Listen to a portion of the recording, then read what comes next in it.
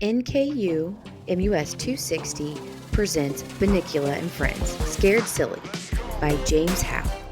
Chapter 1, Spooky Halloween. Halloween is always spooky at our house. There are grinning pumpkins and scary costumes and tricky tricks and yummy treats. Of course, the treats are my favorite part, especially the chocolate ones. I live with the Monroes, Toby, Pete, and Mr. and Mrs. Monroe. They are human, but I don't hold it against them. Chester lives here too. He's a cat. Meow. Enough said. Howie is a puppy. And Bunnicula is a rabbit. Rabbits don't usually do much. Hop around, wiggle their whiskers, look cute. The thing is, Bunnicula is no ordinary rabbit. But more about him later. As I was saying, Halloween can be spooky around here, but this year things were even spookier than usual. It all started when the Monroes left us alone. Where have they gone this time? Howie whimpered. He hates to be left alone. I think they said something about a costume party, I said with a yawn. I guess they have better things to do than sleep, Chester said. I yawned again. What could be better than sleep? Except eating. Of course. Harold, you should really try to stay awake, Chester said. Why? I asked. Because it's a dark and stormy night, Chester said. So, don't you remember what happened on that other dark and stormy night? Chester demanded. I thought about it for a minute. Lightning? Chester nodded. Thunder? Chester nodded again. In that case, I was definitely under the covers, asleep. No, you weren't, Chester said. You were standing right beside me when they brought that monster home. Monster? Howie asked. You means Bunnicula, I sighed. Chester blames Bunnicula for all the strange things that go on around here. And believe me, a lot of strange things go on around here. That rabbit is up to something. I just know it, Chester said. We all turned to look at Bunnicula. He was sitting in his cage. Wide awake. Bunnicula is awake only at night. Chester says it's because he's a vampire bunny.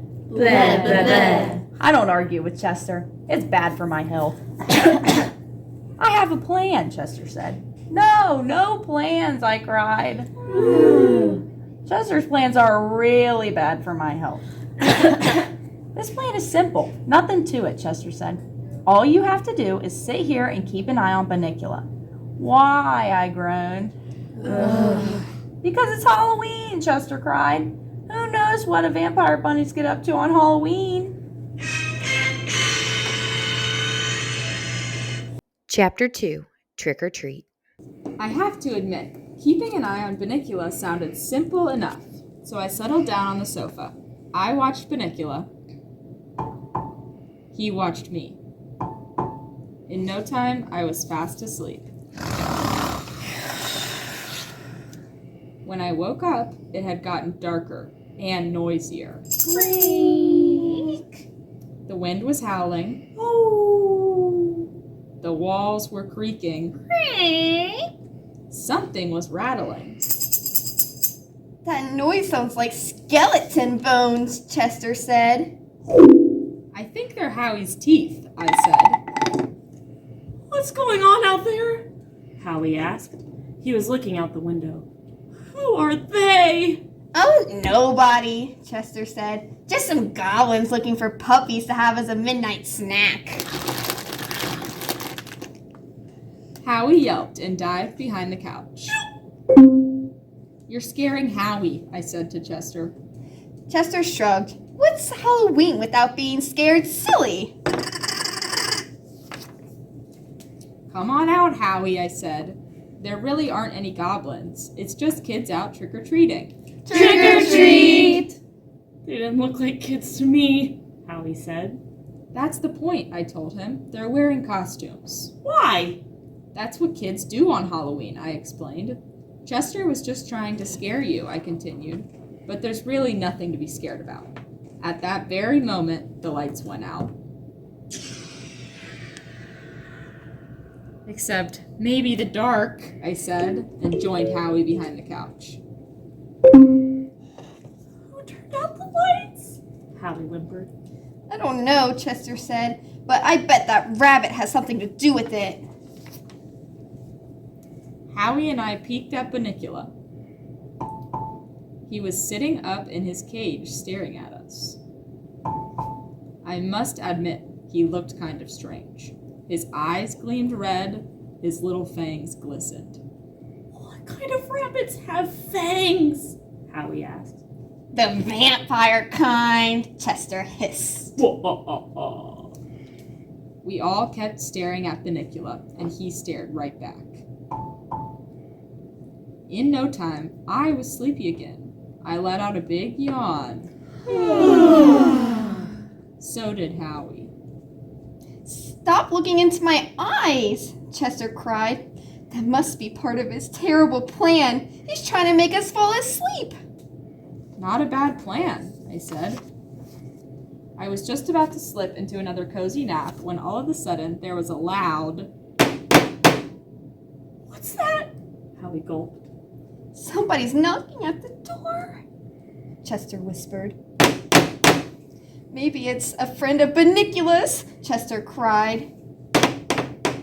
Maybe it's a tree branch, I said. There are no trees near the front door, Chester replied. Chester was right. I hate it when Chester is right. Maybe it's a trick-or-treater, I said. Slowly, the doorknob began to turn. I don't think so, Chester answered. Who's at the door? Howie whispered. It's just the wind, I said. The door flew open. Uncle Harold? Howie whispered. Yes. Does the wind wear a pointy hat? No, but witches do, Chester said. Chapter 3, Witch's Brew. Chester was right, again. It was a witch, and she was standing right in the middle of our living room. She wore a long black cape and a pointy black hat. She had a crooked nose and hairy warts. Ew. She rubbed her hands together, and bang! The front door slammed shut. Help, Howie yelped. What was that? The witch croaked in a creaky voice. She whirled around. Her eyes darted about the room. Is anybody here? She asked. Nobody said a word. Nobody breathed. The witch shrugged. What a night, she said, cackling. Then she picked up a jack-o'-lantern, lit the candle inside, and took it with her into the kitchen. What is she doing here? Howie whined. Why would she pick our house? There's only one reason I can think of, Chester said, glancing towards the rabbit cage. Dun-dun-dun. Bunnicula? Howie asked. Chester nodded. The vampire rabbit and the witch, they're in cahoots. I thought we lived in Centerville, said Howie. Cahoots isn't a place, said Chester. It means they're cooking something up together. Just then we heard the bang of pots and pans in the kitchen. Maybe it's fudge, I said. Don't get your hopes up, replied Chester. As quietly as we could, we crept across the floor and nudged the kitchen door open. The room was glowing with candles. Something was bubbling in a pot on the stove. What is it? Howie whispered. Witch's brew, said Chester. The witch began to stir the pot. She was singing in a strange tune in a creaky, crackly voice. Spells, Chester said. Chants, bubble, bubble, toil and trouble. Suddenly the witch stopped singing. She stopped stirring. She lifted her nose and sniffed. Now, where are those animals? She croaked. We were out of there. We ran back to the living room. Faster than you can say trick or treat. What are we going to do? Howie whimpered. Chapter 4, Harold to the Rescue. Chester, this is one time I hope you have a plan, I said. The plan is to get out of here, Chester replied. Sounds good to me, I said. Just then, the kitchen door swung open. The witch walked back into the room. She was clicking her tongue as she looked this way and that. What is she doing? Howie asked. I think she's trying to put a spell on us, said Chester. The witch was coming closer and closer. Then she stopped. Bunnicula! Carefully, she lifted the rabbit out of his cage and carried him into the kitchen. See, Chester cried. Bunnicula and the witch are in this together. I don't think so, I said. Suddenly I was worried, not about us, but about Bunnicula. What do you mean? Chester cried. I don't know, I answered. It's just the way the little guy looked at me when the witch picked him up. He was trying to put you in a trance again, Chester said. It's what vampires do. I crept out from behind the sofa and headed back to the kitchen.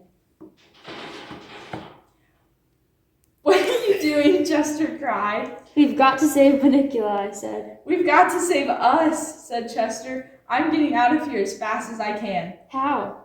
I wanted to know. Through the pet doors, Chester said. And where is the pet door? I asked. In the kitchen, Chester answered. But I'm not lifting a paw to help that creature. I'll help, Uncle Harold, Howie said. Good pup. Woof! All you need to do is distract the witch and I'll get the bunny. Once more, we crept to the kitchen door. Then we made a run for it. Oh, my stars! She threw her hands in the air. Bunnicula went flying. So did the dishes. Howie had knocked into the kitchen table. The dishes landed on the floor with a crash. Bunnicula landed on my back with a thud. The witch was cackling, but I kept going. I had almost made it to the pet door with Bunnicula on my back when suddenly 2 horrible creatures appeared. Ah! Hurry, Chester screamed. Go to the front door. As fast as I could, I dashed to the front door. 2 terrible monsters were already there. We're trapped, Chester moaned. Doomed, about to be eaten by... Chapter 5, Halloween Surprise. Monroe's. At that very moment, the lights came back on. Mom, Mr. Monroe cried. What a surprise. Grandma, shouted Toby. You weren't supposed to come till tomorrow, said Pete. I thought I'd come early and surprise you, said Mr. Monroe's mother. You know Halloween's my favorite holiday. Ooh. Your costume and makeup are great, said Mrs. Monroe. But what's wrong with your voice? Oh, I have an awful cold. It makes me sound like a witch, Mr. Monroe's mother said, laughing. What happened to the lights? Mr. Monroe asked. The power went out just as I got here. It must have been the storm.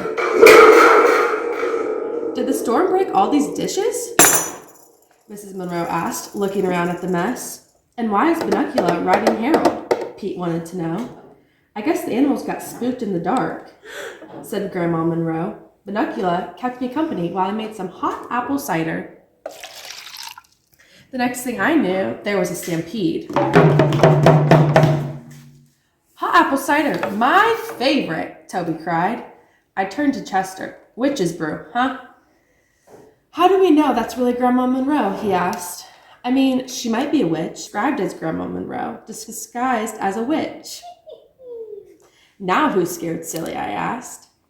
After the kitchen was tidy again, Grandma gave everyone treats. She gave the family some hot apple cider, and she gave us some special snacks she had brought with her. They were yummy. Things were just starting to get back to normal when Mr. Monroe said, Oh, by the way, Mom, how was your flight? Meow. A little bumpy, but I still say flying is the only way to go. Flying? Howie gasped. Look! We all stared at the broom she was holding.